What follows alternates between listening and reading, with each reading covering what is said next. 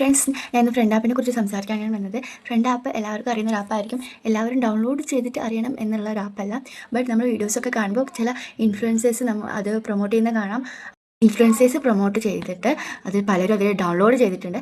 എന്നിട്ട് അതിൽ കയറിയപ്പോൾ ഞാനത് ഡൗൺലോഡ് ചെയ്തിട്ടില്ല, ബട്ട് ഡൗൺലോഡ് ചെയ്ത ആൾക്കാർ എന്നോട് പറഞ്ഞിട്ടുണ്ട് അതിൽ കയറിയപ്പം അതിൽ ദുരനുഭവമാണ് ഉണ്ടായത്.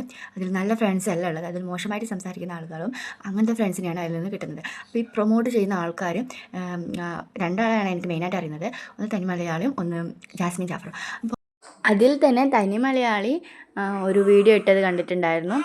പുള്ളിക്കാരി ഉപയോഗിക്കുന്ന സമയത്ത് ഈ ആപ്പിന് പ്രശ്നങ്ങളൊന്നും ഇല്ലായിരുന്നു എന്ന്. അപ്പോൾ വേറെ ആരും അതിനെക്കുറിച്ചൊന്നും പറയുന്നത് കണ്ടില്ല.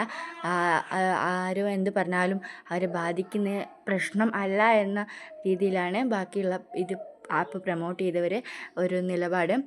പൈസയ്ക്ക് വേണ്ടി എന്തും ചെയ്യാം എന്നുള്ളൊരു നിലപാടാണ് അവർക്ക്. പിന്നെ ഇവർ രണ്ടുപേരല്ലേ കുറേ ഇൻഫ്ലുവൻസേഴ്സ് ഇതിനെ പ്രൊമോട്ട് ചെയ്തിട്ടുണ്ട്.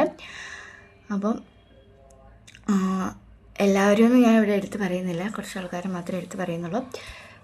അപ്പോൾ ആരും തന്നെ അത് യൂസ് ചെയ്യരുത്. കാരണം ഈ ഒരു നല്ല ഫ്രണ്ട്സിനെ ഒന്നല്ല അതിൽ നിന്ന് കിട്ടുന്നത്. മോശമായ രീതിയിൽ സംസാരിക്കാനും അങ്ങനത്തെ യൂസിനുള്ള ആപ്പാണ്. അത് അറിയാതെ ആരും തന്നെ ഡൗൺലോഡ് ചെയ്യരുത്. അപ്പോൾ ഓക്കെ.